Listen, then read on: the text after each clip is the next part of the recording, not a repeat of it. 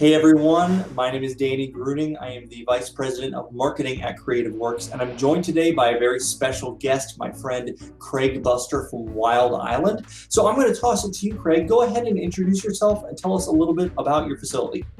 My name's Craig Buster. I'm the general manager here at Wild Island's Coconut Bowl. I've been doing this for almost 29 years now. We've went through many expansions here at our facility. Now we are a 125,000 square foot family entertainment center with 9 attractions, and we just added on 50,000 square foot to make us that 125,000 square foot most recently. How many employees do you have working at the facility that size? As of today, we have 122, but we range from 120 to 140 people year round. The entertainment industry, it's really an industry that's kind of built for turnover. A lot of the employees are high school or college age kids. It might be their first job they've ever had. You'll end up losing them, whether it's through seasonality or them graduating high school or college and going off into the real world. So in an industry that's built for turnover, how do you limit that turnover and try to keep employees as long as you can? What is your philosophy on that? Yeah, I mean, it's something we're really proud of. And I guess the short answer is sometimes we just don't know what we're doing right. But we do a lot of things right. And it boils down to culture, the environment they're working in, and making sure that your actions speak louder than your words. A lot of companies say, oh, we work around high school or college schedules, school schedules, and they really don't. And we do. And that's just that's one of the basic things.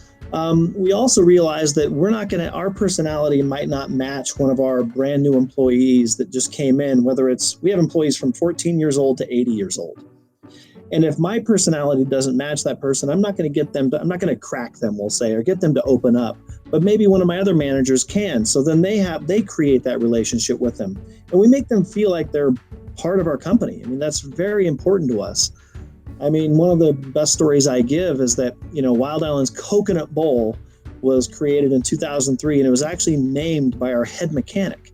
That's obviously a really big thing for the business, having the name and the brand. But I have to imagine that if you're encouraging your employees to pitch in and bring their ideas, there's a lot of daily things on a much smaller scale that they're doing. What are some of the examples of ways that you are encouraging your employees to bring those ideas to the table?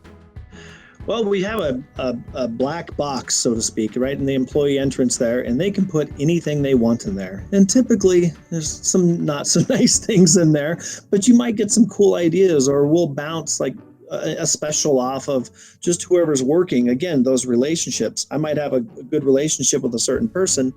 I'll talk to them. Hey, we're going to try this special. What do you think? And they'll give me their feedback on it. Could you speak to, as a GM,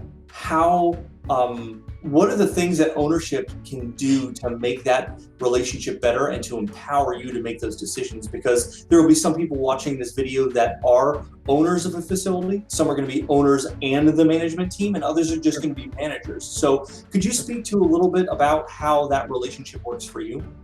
You just have to get the right person in there, and there has to be that trust, and that can never be broken, and there has to be constant conversations about it. And trust me, I've made some big mistakes in my time. I've cost this company a fortune, but in the end, I've done more good than bad.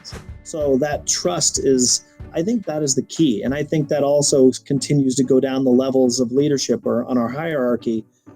But of course, trust is earned. But over time, they have to be able to just kind of give you some rope and let you roll with it. Correct. Specifically, are the characteristics that you look for when hiring, let's just say that frontline staff, regular employee, not a supervisor or anybody else? When you look at the characteristics of that person, or what are the kind of questions that you ask, or the things that you do in the interview process to pull that out? Just those basics that seem like they're a grounded person and they're going to fit that department is probably the key. So we're looking for those key components of somebody's personality to make sure they're going to fit to what we're looking for. From that point, how, with your facility, do you cross-train and have someone working in multiple different departments? Or are you pretty siloed and having them specifically focus on one area? What's your philosophy with that?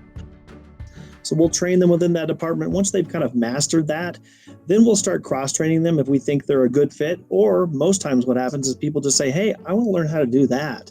Now, during these COVID times, we have cross-trained everybody on everything because it was the only way we were able to survive. So we've done the best we could with that. And then some people just don't want to be cross-trained, and that's okay. They just want to kind of stay in their lane. And if it works for us and it works for them, then to us, it's a win-win. I always tell these guys when they're making these tough decisions or having a conversation with a staff member to use this as well. Use your heart. We're in a people business, and we need to show that it's more than just a business to us. I mean, these people are very important to us, and all my management team shows that constantly. So that's I don't know how else to explain that, but that's very important. How do you go about providing corrective action or criticism in a way that allows the person to understand what they did wrong and build on that and not kind of like crumble inside and get angry about it? I always tell people I promote mistakes. And what I mean by that is I want you to make mistakes because it shows you're trying, as long as it's not a really bad mistake. But we can teach people, hey, this is how you do it. And we just talk through it. There's no yelling and screaming going on. It's just human to human. Hey, Danny, this is how I'd like for you to do X, Y, and Z. This is what I would suggest, and you just kind of talk through the situation. As all of us grow older and our employees that come in stay that same age, we have to adapt to what their needs are to make them feel like they're part of our family. Now, I know there's a stat that you've told me, and I'll let you kind of share it with everyone who's watching on this video, that you have quite long tenured management team. Could you talk about what that average tenure is for your management team and some of the I guess, strategies that you've implemented to keep them on board? Around our park, which means our water park and our Coconut Bowl, it's just around 20 managers. I think it's 22, but I didn't want to overstate it. 20 managers that run everything from, our admin and HR side all the way down to operations and mechanics, that type of stuff.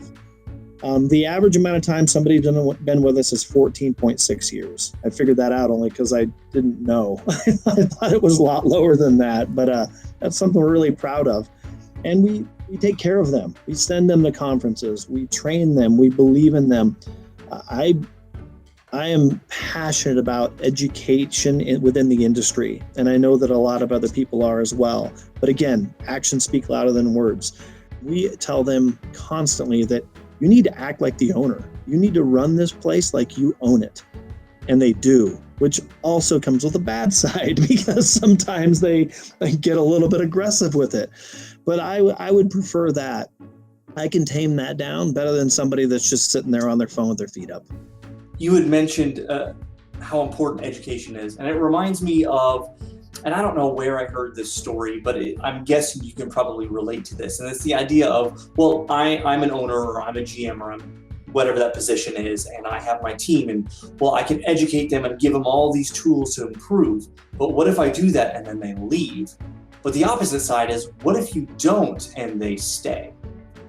I think people need to look at it as a pride thing. If you're losing people left and right, though, maybe there's some basics that you're not doing, whether it could be something something in regards to benefits is something as basic as that, or it could be just not like, I had a conversation with one of our supervisors this morning, and he just said, I just love it here because it's a healthy environment. And if that's not being created on a daily basis and it starts at me, then it's not going to work. Well, Craig, thank you so much for sharing your experience and your knowledge. Hopefully some other operators can take some really great information away, improve their own businesses and their own culture. Thank you again so much for joining us today. Absolutely. Thanks, Danny. Appreciate it.